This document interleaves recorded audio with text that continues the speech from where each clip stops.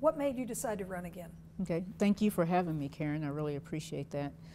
I decided to run for City Council again because 2 years is just not enough time to get things done. And I have so much more that I would like to see myself as well as my fellow council colleagues accomplish. And you know, I'd like to continue the downtown revitalization as well as the North Heights, the Barrio, the San Jacinto neighborhood plans. And San Jacinto, we just kicked that off yesterday evening, and it was great, standing room only. Citizens are very excited about that. Also, I would like for us to, you know, be able to look at the Civic Center now that we have some of the other catalyst projects completed. You're part of or named in a lawsuit that is going on against the city about alleged open meetings violations. Some of the claims are three counselors, which is a quorum, attended an AEDC meeting, and the council closed a public hearing without taking comment. That's among the things that are charged. How do you answer that? Well, I think basically just from any perspective, I would say since we are named in a lawsuit, which I am very aware of that, I'm just going to not comment on that. Okay. You know, basically because it is a lawsuit, and I just don't really have any comments at this time, and I have not had an opportunity to visit with our city attorney as far as how to answer that question. So. Okay. Tell me what efforts the City Council has made to be transparent, since we can't talk about that. Mm-hmm. Okay, so I mean, we've tried to be transparent in all of our meetings that we have, even in executive session. An executive session is basically, when it's dealing with personnel matters, or we're talking to investors or developers about a certain project that is on the table. Once the details of the negotiation has been finalized, well, then we will share that, with the citizens, because they have every right to know. But, sharing it beforehand, that just kind of, that could make or break the deal. Hurt the city's bargaining position? Yes. Okay. Another one that the council has gotten criticism for, just starting with some of those, is wideband clapping during council meetings. I know that's since been rescinded, but what's your take on what you learned from that situation? Well, Karen, my take is I just try to, everything that I do, I try to use just common sense, and I take city government very seriously. I mean, the citizens elected me to serve and to get in there and get the work done for the city. And so what I want to do is just be courteous and follow the rules of decorum. So, right now I'm in Karen's house, and so I'm going to abide by her rules, and whatever the decorum is. And that's what I would expect from anyone. I mean, if I go to your home personally and there's certain rules, I mean, I want to be sure that I follow those. In other words, what I'm saying is the disruption and the distraction, I mean, I really don't need that, and especially during public comment. So I just want to be respectful of others. Okay. Single-member districting has been raised by some of the challengers in this, so I'm asking everyone what their thoughts are in single-member districting, and would you work toward it? Mm-hmm. Probably first and foremost, for every question that I answer, I'm always thinking about the citizens, and so I would certainly consider that. Would like to know what our citizens think. I personally like the opportunity that we get to serve at large, and I get to represent the entire city of Amarillo. Now, of all individuals, I understand it, the voices have not always been at the table. The voices have not always been heard. So I totally get that. But I hope that the citizens in Amarillo feel like the city council that they have today really are listening and really are listening to every voice that comes before them, because that is what I am trying to do. It's just make sure I listen, follow through, follow up, you know, help find a solution, and I would love for the citizens to help us find solutions as well. Okay. What would be the next initiatives you want to pursue beyond what's ongoing? Okay, so the next big initiative for me, I talked a little bit about the Civic Center. The Civic Center is very important to me, and I think a lot of our citizens just didn't realize that the way the projects, the order that the projects were going in, such as, you know, building a multi-purpose event venue, baseball stadium, looking at the parking garage, then looking at the convention hotel. You know, I had a lot of people that said, hey, we don't need a ballpark, we don't need a hotel, but if you're going to attract the younger generations, companies, corporations, if you want a better quality of life for our younger generations, these are the things, some of the things that we're going to have to do and continue to do. And so you can't refurbish the Civic Center first, because after the Civic Center is complete, then where are you going to house, you know, all of our visitors that come in and the people that attend all of the different events? Where are you going to house these individuals? So the next big project for me would be the Civic Center, and what I would like to see us do, and especially when it comes to taxpayers' money, is let's try to take care of what we have.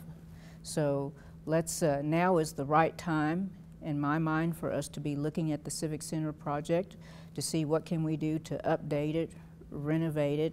I mean, you know, do we need a larger facility? Do we need to build on?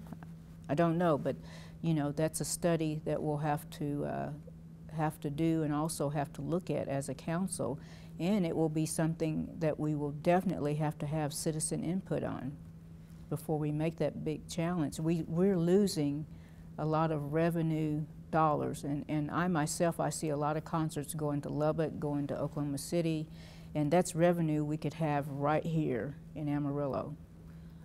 Do you believe it's a big ticket item that you'd take to the voters? Yes, I do. I do. And a lot of people thought that, you know, the MPEV, if you did it, should come after the Civic Center. Why was it done? You started on that topic, but why was it done beforehand? It was just the perfect timing of projects to take place. I mean, we needed a we needed some sort of, I don't know, some sort of events or facility, you know, baseball, football. You know, we need something to attract people to our city. Okay. Some have claimed that you and the council are paying more attention to, say, downtown than North Heights or East Amarillo. How do you answer that criticism? The way I look at it is, when we're talking about revitalizing our city or our downtown, you know, where do you start? You know, I have not seen a city yet that starts on the east side or the west side or the north side or the south side. Where do they start? They start in the middle. They start downtown. And so I look at downtown as a wheel. So it's the hub, and it has all the spokes that go out to all these different areas. So if you're going to start revitalization, you need to start downtown, and then you need to push that efforts outward. So what you're trying to do is you're trying to attract a lot of developers to get on board, to invest, you know, sign on, and then we start looking at the other areas. So I've had a lot of people ask me that question, you know, why downtown? You know, I'm very proud of our downtown. I'm very proud of the work that we are doing, the work that's yet to be done. But I'm also very proud of the fact that we are pushing revitalization out to North Heights, because that was the first neighborhood that we started. And that was the intent from, you know, when we started these plans back in 2005, 2006, somewhere in that area, that was the whole intent, was to start downtown and then push development outwards. Okay. Since we've talked about the North Heights plan, and there's a plan for the Barrio and adding San Jacinto, of the two that exist, the plans that are done, North Heights and Barrio, what real progress has been made on the points that they draw out? Well, particularly in the North Heights area right now, you're seeing some new development. Now, granted, it's not much, but you're seeing a lot of businesses that have popped up.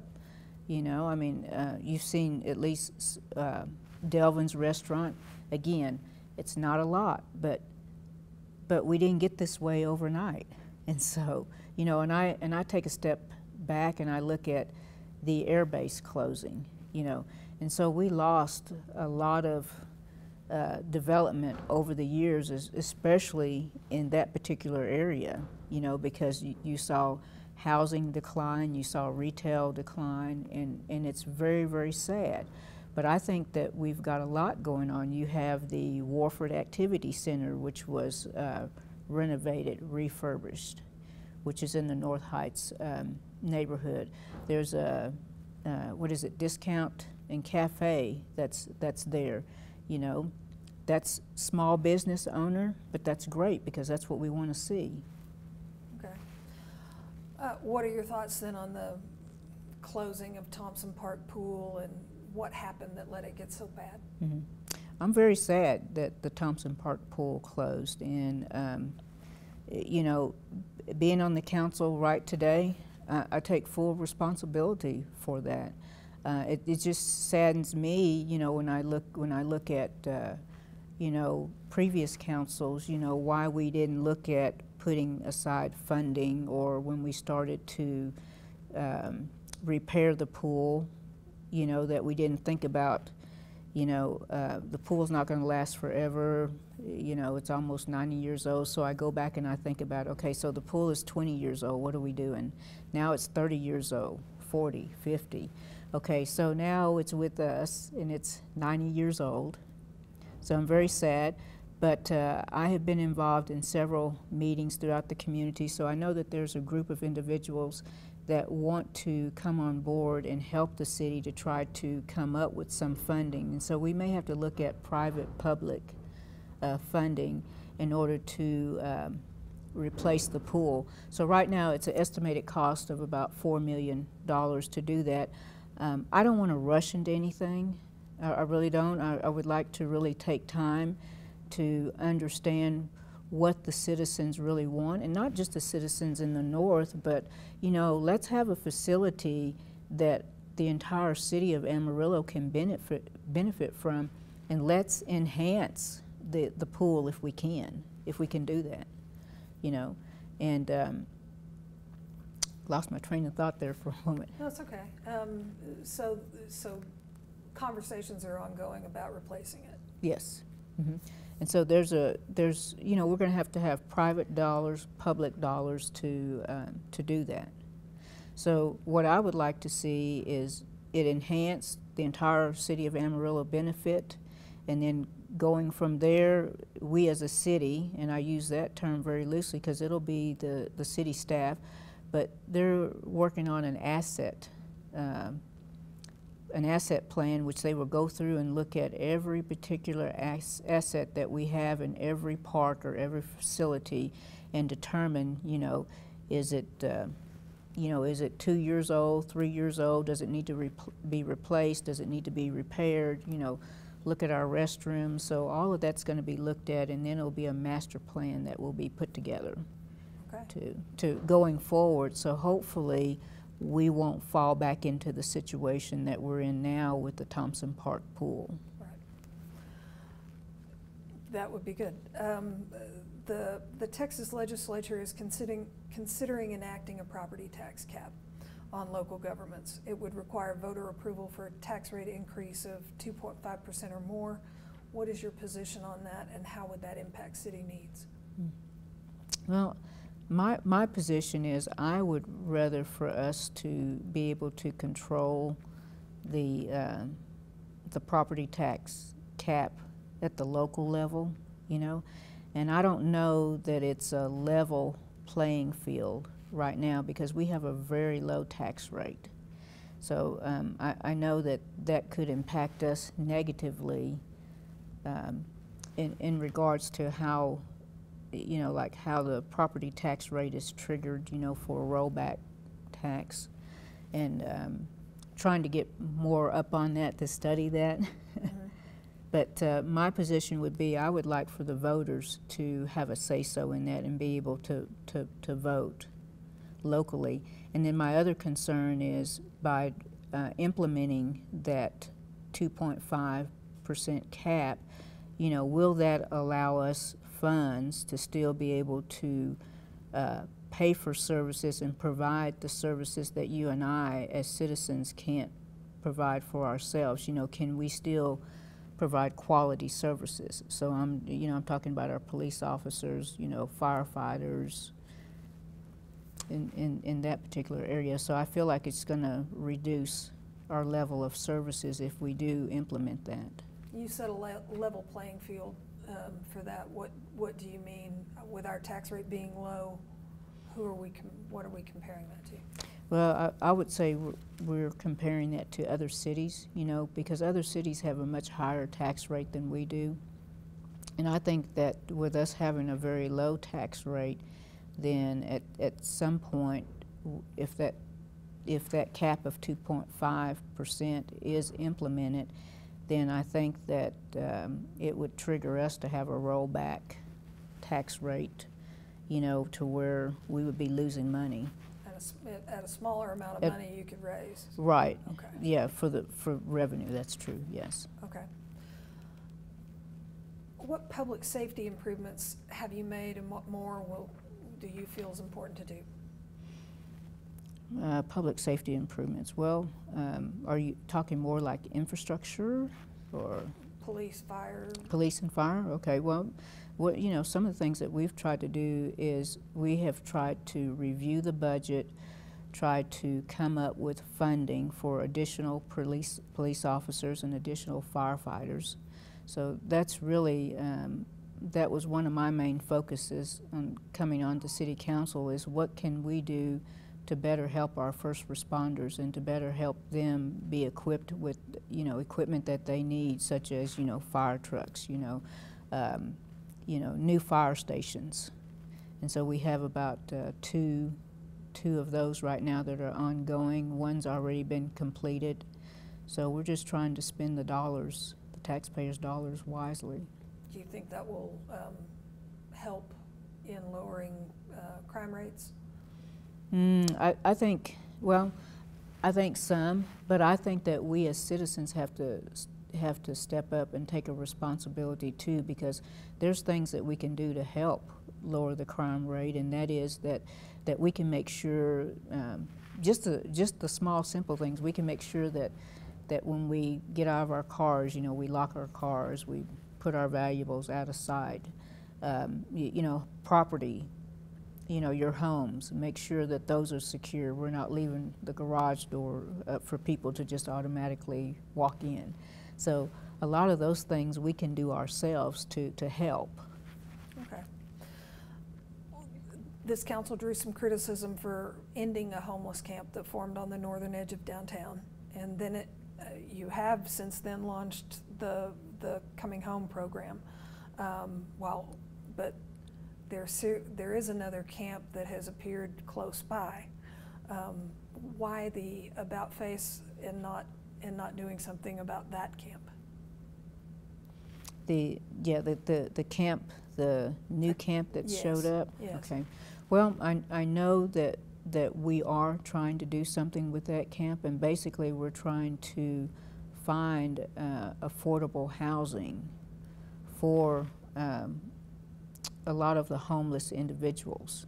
And then, you know, too, we have to realize because it's my opinion that we have affordable housing for, we have enough affordable housing for every camper that we have in Amarillo. It's just that some of the campers, what I have experienced or found is that they do not want to work, so they do not want to get up at 6 a.m. to go look for a job, or they may have certain habits that they don't want to discontinue, and so you know, they choose to be homeless.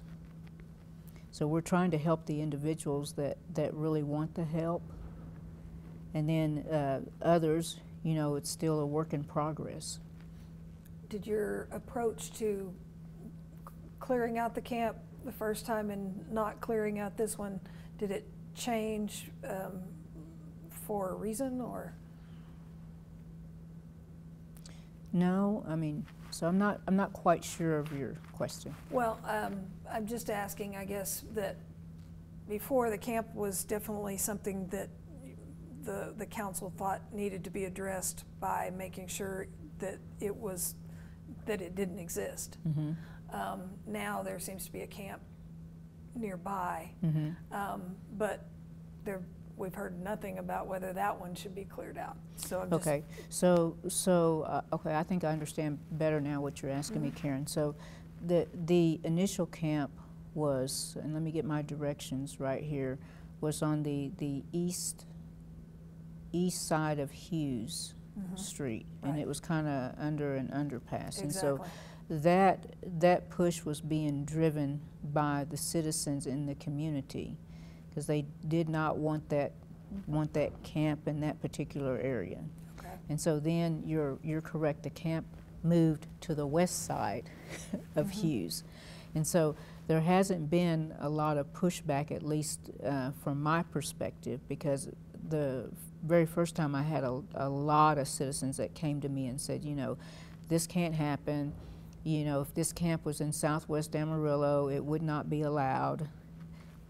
You know, so the camp has been there. We have certainly been working with those individuals again, housing first, you know, to see what can we do to help. So where do you stand on tax abatements and incentives for prospective businesses, and are the incentives that are going to the Texas Tech Veterinary School, the potential school, worth the cost? yes, they are. So okay, so where do I stand on incentives for businesses? Okay, so when downtown was initially taking off and we were trying to revitalize downtown, you know, there were a lot of businesses that stepped up to take a huge risk in what they were doing. So I feel like those tax incentives were needed, very much so. Now, going forward, that is something that I feel like that we need to look at, and we need to have some sort of a policy or something in place to where we can level the playing field.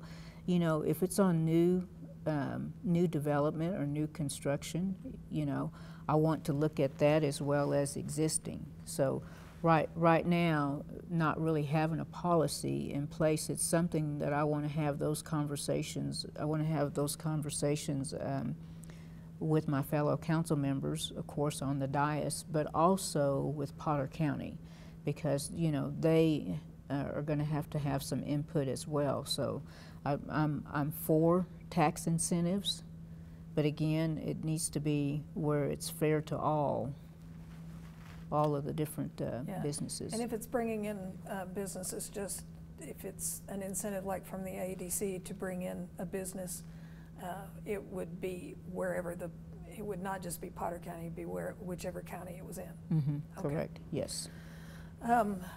And the question about the veterinary school and the incentives that have been considered and awarded to that project, how are they worth the cost? Yes, I believe they're worth the cost for our community, and I'm looking down the road at the dividends that it's going to pay, because, you know, we're going to have not only opportunities for kids here in Amarillo to be able to go to a vet school, and we'll have pharmacy, human medicine, veterinary, medicine all right there on the same campus, which is great. But it's not just about Amarillo, it's about the surrounding towns too that will benefit, from us having that veterinary school here. Okay. What are your thoughts on the problematic rollout of the utility billing system, and how are the problems being corrected? Well, of course, like every individual, you hope that when you roll out a new system that you just don't have any problems or any glitches. So I'm not pleased with that, but I know that that's just part of the part of the implementation. And so, the best thing that we can do is continue to educate our citizens, take ownership of our problems, which I feel like we have done that right off the bat, and keep the communication lines open and try to get the issues resolved. Okay. Now that the multi-purpose event venue is opening, how will you be monitoring its operations and being sure the city gets what it paid for? We will have ongoing monthly reports, from city staff as to how the operations are going. Continue to look at the revenue that's coming in, because we do want to watch that very closely. So we'll just be watching that probably on a quarterly basis, or that's yet to be determined how we want to handle that. Okay. Well, we talked about the Civic Center, so I'll move on.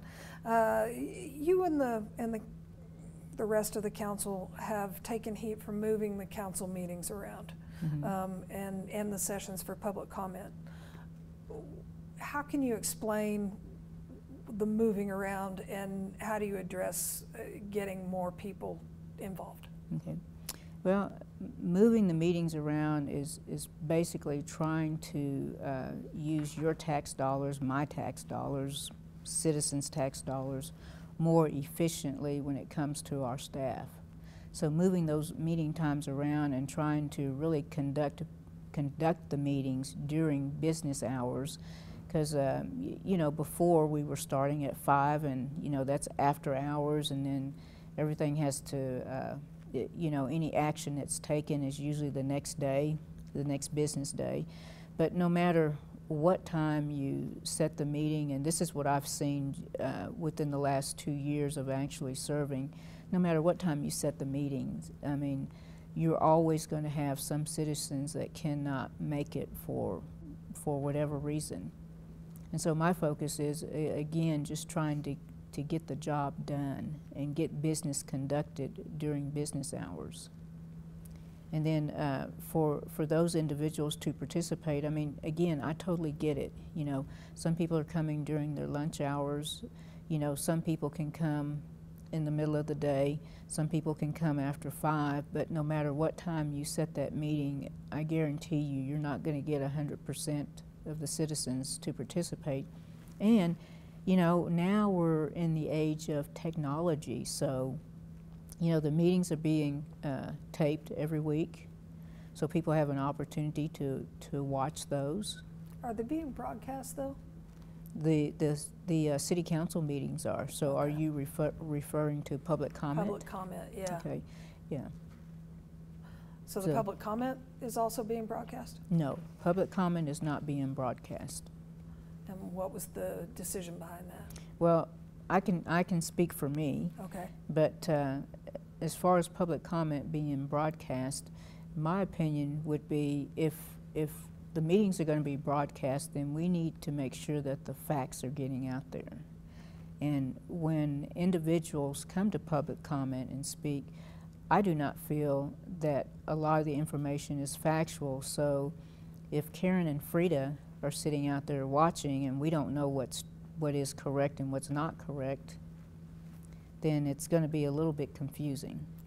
Some people might say that's trying to silence your critics or not let their opinions out.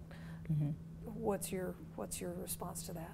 Well, I'm not trying to silence my critics. That's for sure, because, you know, they can also submit comments online. They can call me personally. You know, they can call any other council member personally, you know, with a complaint, a concern, an issue, whatever they have. So city staff is also available. So there's all different avenues to be heard. How do you pay for new growth while still maintaining existing infrastructure? And should developers pay more of the cost of that growth? How do we pay for new growth? To me, that has to be built into the budget or considered during budget time. And so it's just a matter of figuring out, you know, what that new growth is going to be and what is the timing of it. So are you considering, is it project by project, sort of look at it as every project comes along, about whether the city can do it? Yes, whether we have the funds to do it, or I mean, if we don't have the funds, then, you know, are we going to have to put it up for a vote, or, you know, certificates of obligation? I mean, I don't know. That all depends. So, and it depends on each project. It depends on the need of the project. It depends on the urgency of the project.